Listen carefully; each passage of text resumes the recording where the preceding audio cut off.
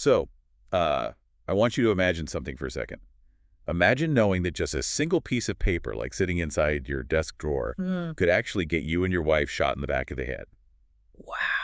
Yeah, that's a terrifying thought. Right. Like, not a weapon, Right. not a bomb, just a literal stack of paper with words on it. And that was the actual reality for writers in 1930s Moscow. Oh, absolutely. The stakes are just unimaginably high. Exactly. So, like, what do you do when your very imagination is a capital offense? Well, if you're Mikhail Bulgakov, you write this insane novel about the devil coming to town, and then, well, you throw the manuscript into a blazing fire because you are absolutely terrified. So yeah, you burn your own life's work. Right.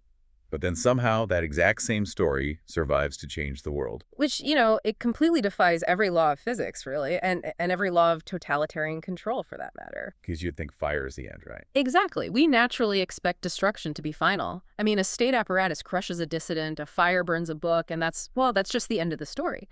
But Bulgakov's work proves that human imagination has this totally different kind of thermodynamics. I love that phrase, different thermodynamics. Yeah.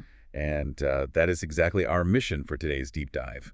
We are exploring Mikhail Bulgakov's legendary physics-defying masterpiece, The Master and Margarita. It is such an incredible book. It really is. We want to understand how his secret, hidden manuscript, one written in the darkest shadow of Joseph Stalin's terror and deemed fatally unpublishable, somehow survived to become one of the defining literary works of the 20th century. Yeah, and it's just this profound exploration of freedom, and the tragedy of cowardice and the indomitable nature of art. So to guide us through this maze today, we are relying on the brilliant English translation of the novel by Richard Piver and Larissa Volokhonsky. Which is such a vital translation, by the way. Oh, totally. Why is that one so important? Well, it really captures the wildly shifting registers of Bulgakov's Russian text. Like, it goes from high tragedy to total slapstick. But just as crucially, we'll be pulling from Piver's illuminating introduction. Right, which is just packed with context. Exactly. It provides the essential historical and thematic context you really need to truly understand the sheer danger of what Bulgakov was attempting. Because, think about this for a second. You are writing a book so dangerous, you literally have to dictate the final revisions to your wife on your deathbed. Knowing she could be imprisoned just for holding the pen. Yes, a book that basically vanishes for 26 years after you die, only to suddenly see the light of day and completely electrify an entire nation. The premise alone is just absurd and brilliant. Satan drops into 1930s Soviet Moscow. Right. He throws a massive ball, exposes the hypocrisy of the bureaucratic elite, and strangely enough, intervenes to save a broken, institutionalized writer. But, if we want to grasp the madness and the magic of that plot, we really have to start with the impossible reality in which the book was forged. Because the fiction doesn't make sense without the history. Absolutely not. It makes absolutely no sense without the history. So, set the scene for us. What exactly is Bulgakov dealing with when he starts drafting this? I think it was 1928? Yeah, 1928. And the sources lay this out with chilling clarity. So Bulgakov works on this novel from 1928 right up until his death from kidney disease in 1940. I think he's 49 when he dies. Still so young. Very young. And that 12-year window is arguably the darkest epoch in Soviet history. This is the era of forced collectivization, which is systematically destroying the peasantry. Right. It's the era of the rapid expansion of the Gulag labor camps. And most significantly for a writer, it's the time of the vast party purges. The Moscow show trials. Exactly. The show trials and the deliberate liquidation of the intelligentsia.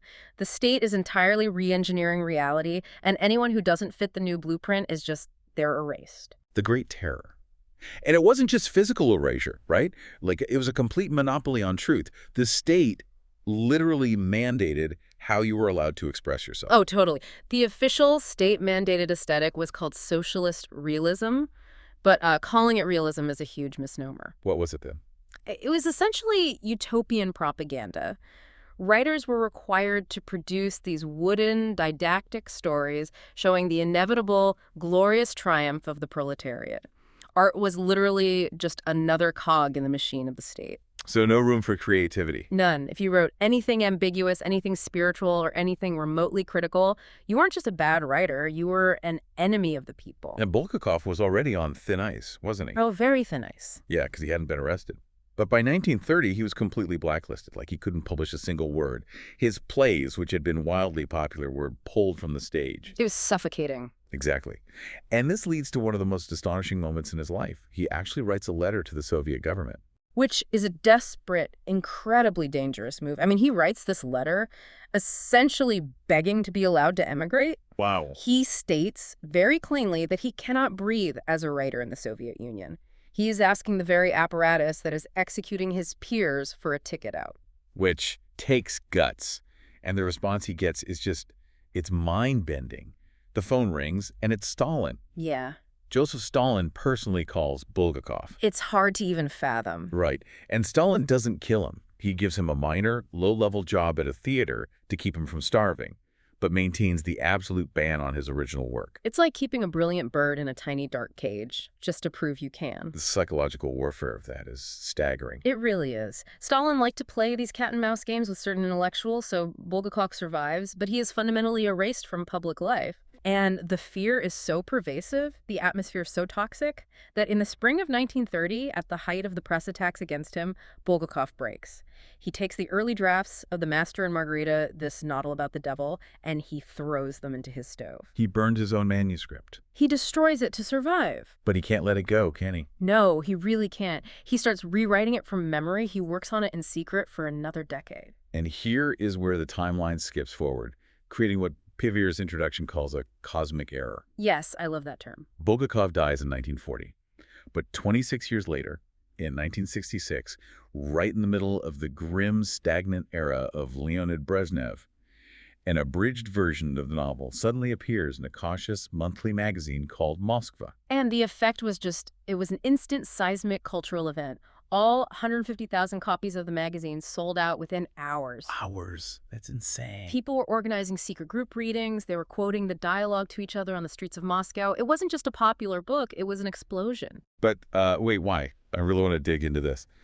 Was the massive success in the 60s just a byproduct of its forbidden nature? What do you mean? You know how a movie gets banned or censored today, and suddenly everyone wants to see it, purely because an authority figure said no? Like, is it like a banned movie that everyone wants to see just because it's banned? Or is the cinematography actually revolutionary? Oh, I see. No, it was undeniably the text itself. The hype might get people to open the magazine, sure, but the language is what kept them reading aloud in the streets. Okay, so it was actually revolutionary. Absolutely. You have to remember what Soviet citizens had been reading for 3 decades. That wooden, officially approved socialist realism. Pivir emphasizes that the very language of the Master and Margarita was a total contradiction of officialdom. It sounded different. Completely different. It possessed this incredibly mobile, dynamic narrative voice. One paragraph is coldly observational, the next is sharply ironic, and then suddenly it swoops into deep, vulnerable lyricism. Pivir notes that the prose was quite simply a joy to speak. It didn't lecture you. It didn't sound like a state manifesto. It sounded like actual, chaotic, beautiful life. It used humor as a weapon, right? Right. The sources highlight this specific concept from the literary theorist Mikhail Bulgakov. Carnival laughter. How does that work in the context of a totalitarian regime? Bakhtin's theory of the carnival is essential here. So in medieval times, the carnival was the one time of year when the rigid social hierarchies were flipped upside down. Right, like the Feast of Fools. Exactly. The fool became the king, the sacred was mocked, and the lowborn could laugh at the powerful. Bakhtin argued that this kind of laughter is deeply liberating because it relativizes power. It dethrones the official truth. Because, I mean, it's hard to be terrified of a dictator when you're laughing at him. Precisely. Totalitarianism relies on absolute gloomy seriousness. Fear requires a straight face. That's a great way to put it. Yeah, and by introducing witchcraft, vampires, talking cats, and Satan into mundane Soviet life, Bulgakov was utilizing carnival laughter to mock the terrifying, imposed normality of his era. The laughter liberates the world from the lies spun by fear and violence. That perfectly sets up the 2 famous aphorisms born from this book. The first one became a watchword for the entire Russian intelligentsia.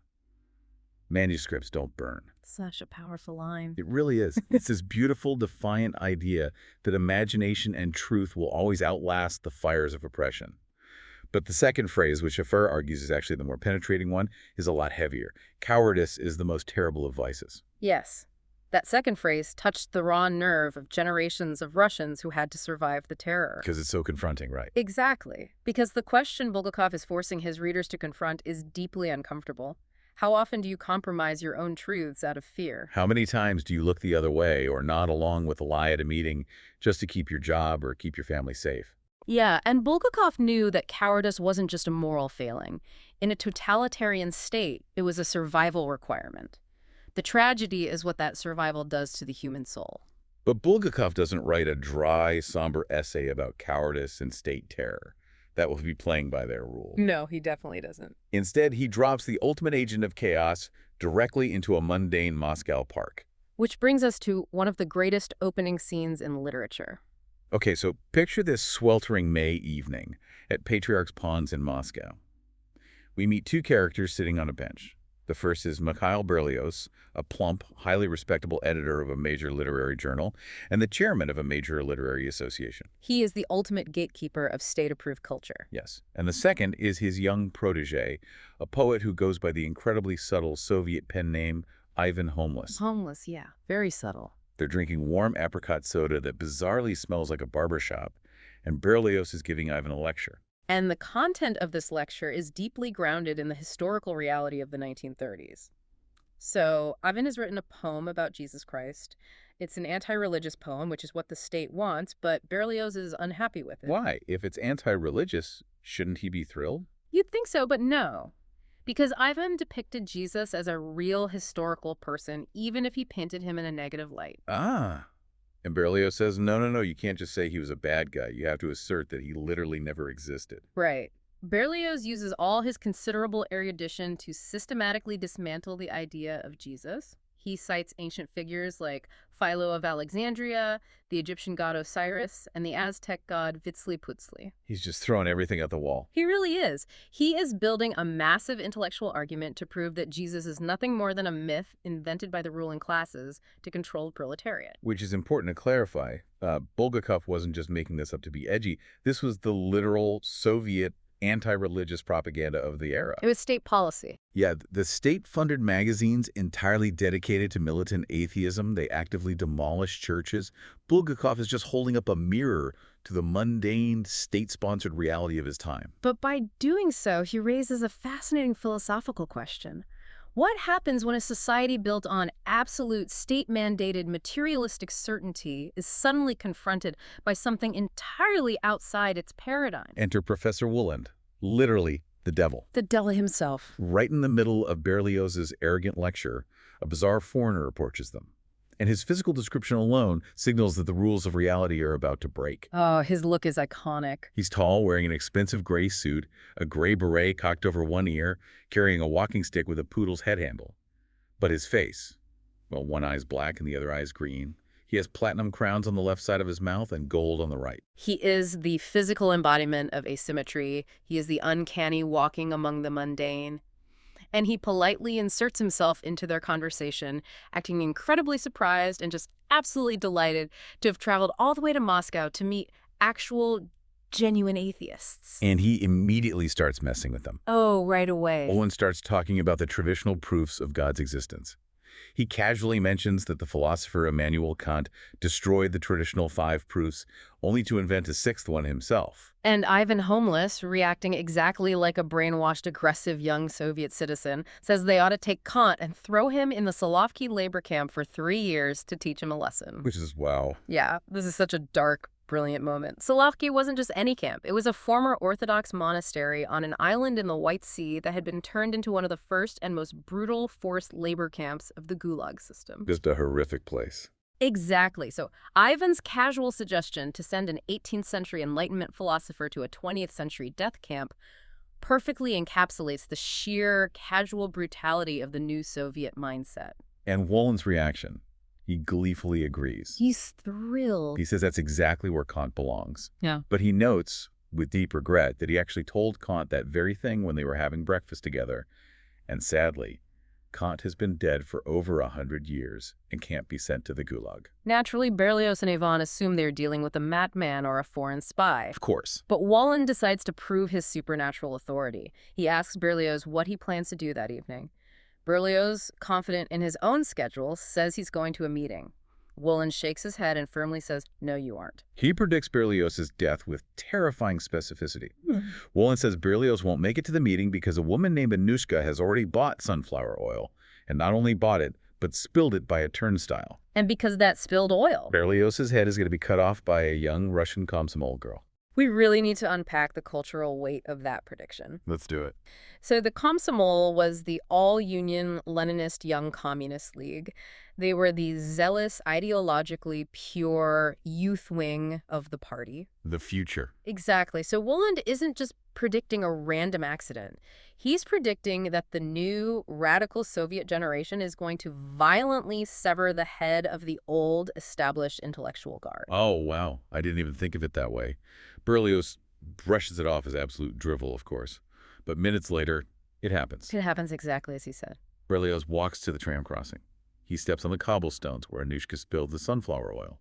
He slips, falls onto the tracks, and a tram driven by a young Komsomol woman severs his head completely. The prediction comes brutally perfectly true. The absolute certainty of Soviet materialism is decapitated in an instant. That is a great way to phrase it. And that decapitation is just the opening bell. From there, Woland and his, frankly, insane retinue unleash absolute catastrophic havoc on Moscow. And the retinue is incredible. It's so bizarre. You have Koroviev, this ridiculously tall, obnoxious choirmaster, wearing a checkered suit and a cracked pince-nez. Yeah. You've got Azazello, a broad-shouldered hitman with a walleye and a single protruding fang. And then you have Behemoth. Behemoth is the ultimate agent of carnival laughter. How do you even categorize Behemoth? He's a giant black tomcat, but he walks on two legs, he drinks vodka, he carries a Browning pistol. At one point, he actually tries to pay for his tram ticket, deeply offending the conductor. It's so good. The retinue's actions are meticulously designed to expose the hypocrisies of Soviet life. Give us an example. Take the black magic show they put on at the Variety Theater. They make a rain of 10-ruble notes fall from the ceiling. The audience, these theoretically pure Soviet citizens who have supposedly evolved beyond capitalist greed, absolutely riot to grab the fake cash. And then Woland opens a magical boutique right on the stage. He invites the women in the audience to trade in their drab, state-issued clothing for luxurious Parisian dresses, shoes, and perfume. They eagerly strip down and put on the glamour. But when the show ends and they walk out into the streets of Moscow, the magic fades. The Parisian clothes vanish completely, leaving these respectable Soviet wives running through the streets in their underwear. It is a brilliant, devastating critique. Pavera's introduction clarifies the underlying philosophy of this chaos. Woland is introduced as the prince of this world, but ironically, within the structure of the novel, he stands as the guarantor of the other world, the spiritual world. I want to make sure I understand this. The devil is the one enforcing morality. It's more subtle than that. Woland doesn't actually bring corruption to Moscow. The citizens of Moscow, the bureaucrats hoarding apartments, the literary critics destroying careers, the theater managers skimming money, they are already profoundly corrupt, greedy, and hypocritical.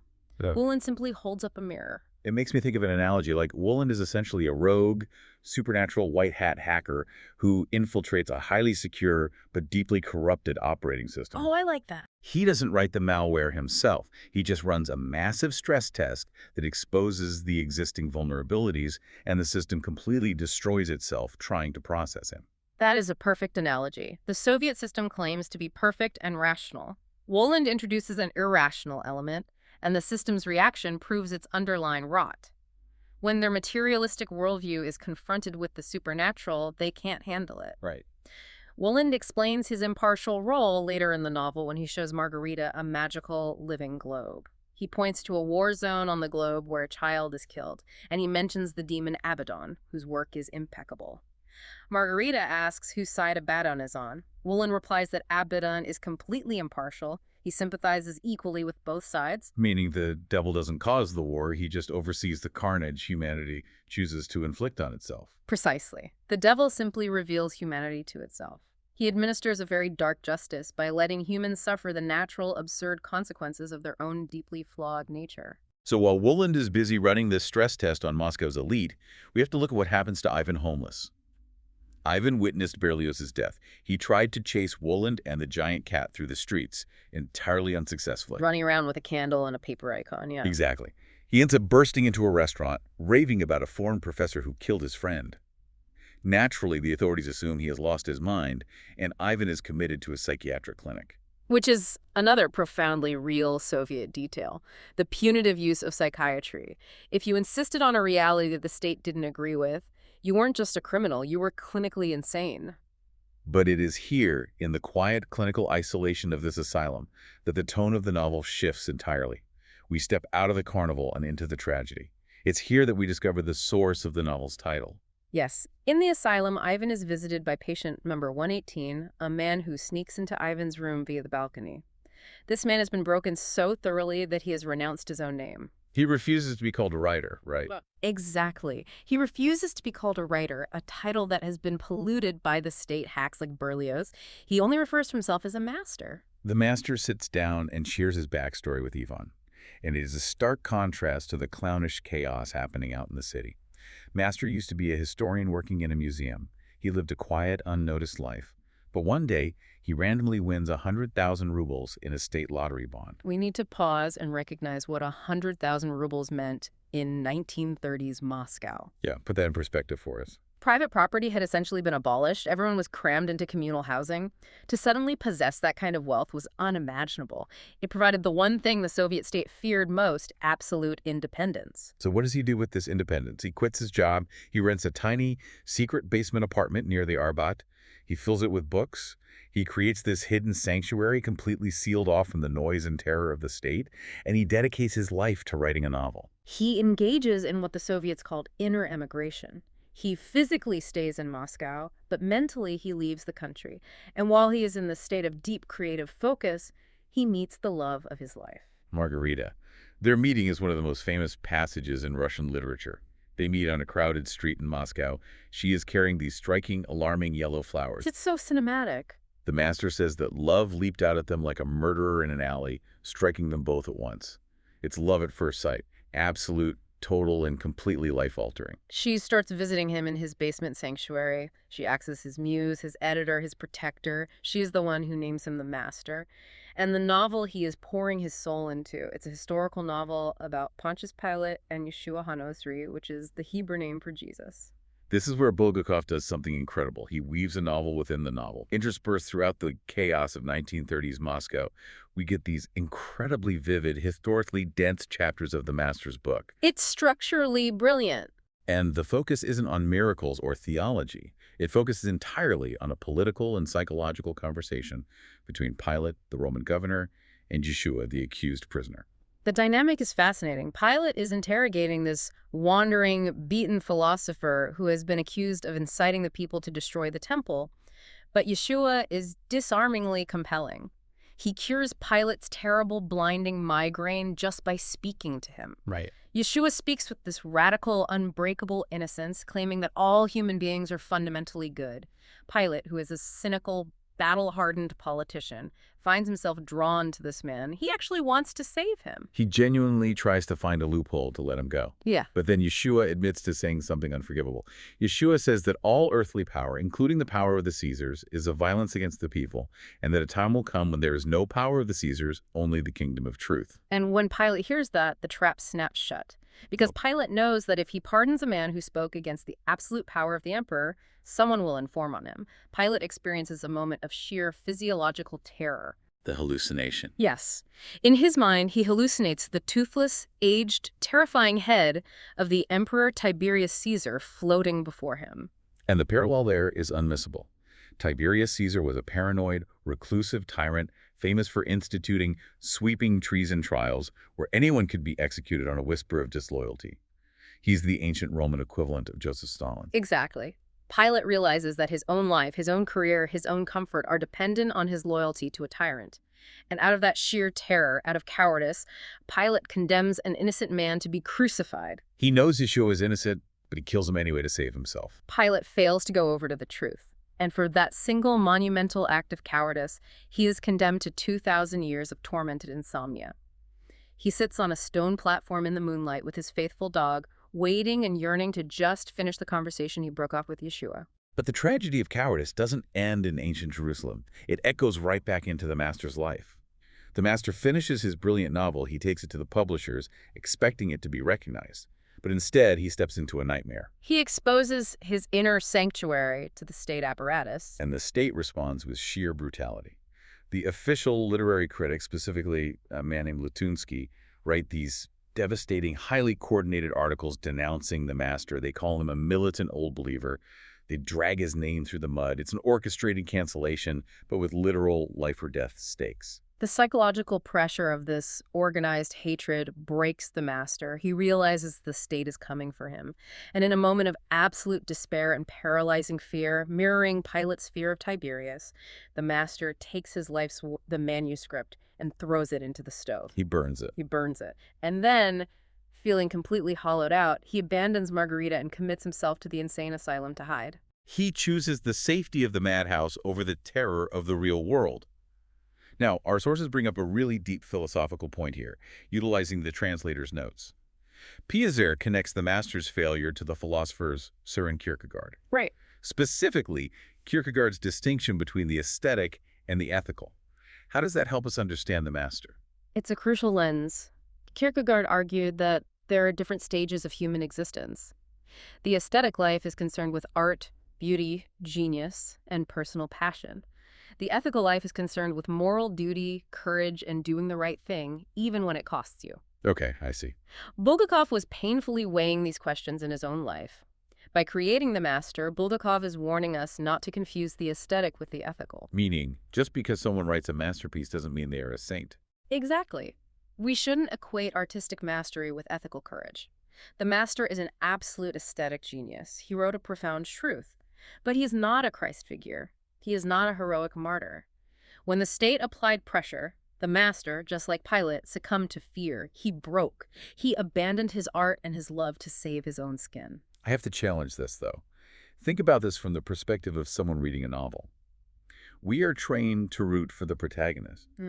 But if the master is ultimately a coward who broke under pressure, who burned his own life's work and abandoned the woman he loved, why should we care about him? Why is he the title character of the book? Because he represents unguarded human vulnerability. He is deeply, tragically human. Bulgakov isn't writing a socialist realist fairy tale where the hero bravely withstands the crushing weight of the totalitarian regime and shouts slogans as he is dragged away. Right, that wasn't reality. The reality of Stalinist Russia was that almost everyone broke. The master's failure is relatable. But more importantly, for the structure of the novel, his breaking point serves a vital narrative purpose. His failure creates the negative space that allows the courage of the novel's true hero to shine even brighter. Margarita. Precisely. Where the master yields to fear, Margarita chooses action. Which brings us to the second half of the book, and the tone shifts gears so aggressively it's breathtaking. While the master is hiding in the asylum, curl up in his fear, Margarita chooses a terrifying, exhilarating empowerment to save the man she loves. We find Margarita trapped in this loveless but very wealthy and comfortable marriage to a state specialist. She has a beautiful apartment, maids, everything a Soviet citizen could materially want. But she's miserable. She is suicidal with grief over the disappearance of the master. She doesn't know if he is dead, arrested, or exiled. One day, she is sitting on a bench in the Alexander Garden, holding on to the few charred, half-burned pages of the manuscript she managed to pull from the fire before the master left. And she says, aloud, that she would sell her soul to the devil to find out if he is alive. And, well, since Woland is in town, the devil hears her. Naturally. She is approached by Azazello, the hitman with the walleye. He offers her a bizarre bargain. He gives her a small golden box filled with a magical cream. He tells her that if she wants to see the master again, she must rub this cream all over her body that evening. She has no idea what will happen. It could be poison, but she doesn't hesitate. And this initiates one of the most famous, visceral, and liberating sequences in world literature. She strips down, applies the cream, and she literally transforms. Her body becomes younger, her skin glows, the sorrow vanishes from her face. She feels weightless. She realizes with a surge of joy that she has become a witch. It's amazing. She is suddenly invisible and completely free from the physical and political laws of Soviet Russia. She grabs a broomstick, flies out her apartment window, and goes soaring over the night streets of Moscow. It's pure catharsis. Uh-huh. And what does she do with this newly acquired supernatural freedom? She goes looking for justice. She flies to the massive, luxurious apartment building reserved exclusively for the elite, state-approved literary critics.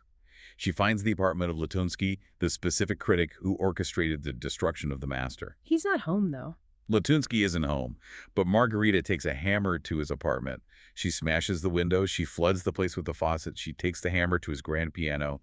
It's a symphony of pure, righteous rage. She is destroying the comfortable, bourgeois existence of the man who destroyed her love. But the flight and the revenge are just the prelude. She travels out to a magical river where she is bathed and prepared by supernatural creatures, mermaids, frogs, witches. And then she is driven back to Moscow in a flying car driven by a rook. Because Woland didn't give her this immense power just to let her blow off steam. Exactly. She has a job to do.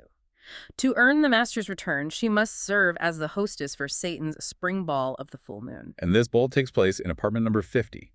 Now, apartment 50 was originally Berlioz's apartment, which Woland commandeered, but Woland has somehow utilized the fifth dimension to expand the interior of this standard Soviet flat. We have to understand the specific comedy of this. After the revolution, the state seized large apartments and instituted the kommunalka, or communal apartment system. Oh, right. They forced multiple families to live in a single apartment, usually one family per room, sharing a single kitchen and bathroom. Overcrowding and lack of privacy were defining miseries of Soviet life. So for Woland to take a cramped Soviet apartment and magically expand it into the fifth dimension so that it contains vast, endless ballrooms, tropical forests, and roaring fountains of champagne, it is the ultimate, hilarious middle finger to Soviet housing constraints. The sensory overload of this sequence is staggering. Margarita is stripped naked. She is given a heavy, jewel-encrusted crown and a chain with a black poodle pendant that physically chafes and cuts into her neck. She stands at the top of a grand, sweeping staircase, and she must welcome the guests. But these aren't just any guests. No, it is an endless procession of the damned. Murderers, poisoners, executioners, traitors, mad kings, the absolute worst figures of human history. They emerge one by one from the fireplace, taking on human form for this one night. And as they walk up the stairs, they each kiss Margarita's knee. The physical toll on Margarita is immense. Her knee becomes swollen, bruised, and literally bleeds from thousands upon thousands of kisses from the rotting lips of the damned. She is exhausted, in agony, trembling. Yet Koroviev stands beside her and constantly whispers that she must smile. She must pay attention to every single guest. She must look delighted to see them, or the guests will sicken from neglect. Amidst all this horror, the sea of sociopaths, she meets a woman named Frida. And Frida stands out because her torment is so specific and agonizing. What does she do? Frida is eternally punished for her crime. Every single morning, her demonic jailers present her with the exact handkerchief she used to smother her own baby in the woods because she was poor, abandoned, and couldn't feed it. Frida falls at Margarita's bleeding feet and begs for help. Margarita is moved, but she is dragged away because the climax of the ball is beginning. Woland finally appears, and Azazello brings him a silver platter. On the platter is the severed head of Berlioz, the editor from the beginning of the story, whose head was taken by the Komsomol girl. Such a gruesome callback. Woland lifts the head and speaks to it. He tells Berlioz that since he so fervently believed that death is the absolute end, that there is no spiritual realm, only non-being, then, according to his faith, he shall receive non-being. The head instantly transforms, the flesh melting away, turning into a jeweled skull goblet. And Woland fills it with the blood of a newly executed spy, Baron Michael, who had tried to infiltrate the ball. Woland raises the blood-filled skull to Margarita and drinks to being. It is a dark, brutal, terrifying communion. And I want to frame this for you because this ball sounds like an absolute nightmare. It is an endurance test from hell. Her body is failing. She's surrounded by the worst figures of human history, participating in blood magic. Why does Margarita subject herself to this? It's like agreeing to walk barefoot over miles of broken glass just for a chance to speak to the manager of the universe. Because Margarita's story is a romance, but not in a sanitized, modern way. It is a romance in the absolute oldest, truest sense of the word. It is a celebration of supreme personal courage driven entirely by true love. She isn't doing this for power or wealth or vengeance. Right. She is paying the ultimate physical and spiritual toll to buy a miracle. She knows that Woland is the only entity powerful enough to break the rules of the Soviet state and give her back the master, and she is willing to endure hell itself to earn that favor. And she does earn it. The ball finally ends. The guests literally turn to dust and decay, the ballrooms and tropical forests vanish, and suddenly they are back in the modest, shabby living room of the apartment. Woland sits down to supper with his retinue and Margarita, and now comes the absolute moment of truth. What will Margarita ask for in return? Woland tells her to demand her reward. He even gives her a piece of advice. He says never ask for anything, especially from those who are stronger than you. Let them offer it themselves, and now he, the Prince of Darkness, is offering. But Margarita hesitates. She desperately wants the master. Her entire existence aches for him. But then the memory of Frida's imploring, tortured eyes hits her. Margarita's immense, irrational compassion overrides her own desperate need. Instead of asking for the master, she demands that Frida be forgiven. She demands that they stop bringing Frida the handkerchief. Even Woland is taken aback. Yeah. He points out that he doesn't handle mercy. That's a different department. The devil administers justice, not grace. But he allows Margarita to grant the pardon herself. She tells Frida she is forgiven, and Frida vanishes into relief. Woland, seeing the absolute purity and selflessness of Margarita's sacrifice, sighs. He says that wish didn't count. He allows her one more wish for herself. And she doesn't hesitate this time. She says, I want my beloved master to be returned to me right now, this second. And instantly a supernatural wind blows through the room, and the master appears. He's still in his hospital gown from the asylum, trembling, completely broken, his eyes filled with terror. It's heartbreaking. Woland calms him down and starts talking to him, asking about this novel he wrote that caused so much trouble. The master, ashamed, says he burned it in the stove. And here we reach the conceptual center of the entire book. Woland looks at him and replies, that cannot be. Manuscripts don't burn. And Behemoth the cat reaches down, rummages around, and produces the intact, pristine manuscript of the pilot novel. Manuscripts don't burn. It gives me chills every time I think about it. It is Bulgakov's absolute, unshakable thesis. It expresses a profound trust in the triumph of the free word over oppression. It's Bulgakov, speaking from beyond the grave, telling the Soviet censors, the secret police, and Stalin himself that physical destruction fire, censorship, imprisonment, execution cannot destroy a true idea. The truth exists independently of the paper it is written on. So they have the manuscript back. But what happens to the lovers? They can't just go back to living a normal life in Stalinist Moscow. The secret police are already closing in on the apartment. And interestingly, their final fate is not decided by Woland. No, it isn't. The theology of the novel comes full circle. We get a scene where Matthew Levi, who is Yeshua's disciple from the Master's novel, manifests on a rooftop in Moscow to speak with Woland. He brings a decree directly from Yeshua. Wait, Yeshua read the book? Yeshua has read the Master's novel, and the decree he issues is fascinating and deeply debated by scholars. Matthew Levi tells Woland that the Master does not deserve the light, he deserves peace. Let's really dig into this because it's such a bittersweet ending. The Master isn't granted the light, which we can interpret as heavenly glory or salvation or the realm of absolute truth. Why? Because ultimately he yielded to despair. He burned the book. He didn't have Margarita's unbreakable courage. But Yeshua doesn't condemn him for his weakness. He grants him peace. It is a profound mercy. And to enact this decree, Azazel goes to the basement apartment where the lovers have temporarily reunited. He brings them a gift from Woland, a bottle of poisoned wine. They drink it, and it kills their earthly bodies. So they die. Yes, but it strips away their mortal frailties, their fears, their physical pain, allowing their eternal spirits to fly out the window, mounting dark, magical horses to join Woland's retinue in the sky. And as they fly through the night sky, leaving Moscow behind forever, the retinue changes too. The carnival is over. As they enter the spiritual realm, they shed their comic disguises. Behemoth is no longer a giant cat, but a slim, quiet demon page. And Koroviev, the obnoxious clown in the checkered suit. He transforms into a gloomy, dark knight with an unsmiling face. Woland explains that this knight once made an unfortunate joke about light and dark and was condemned to play the fool for centuries as punishment.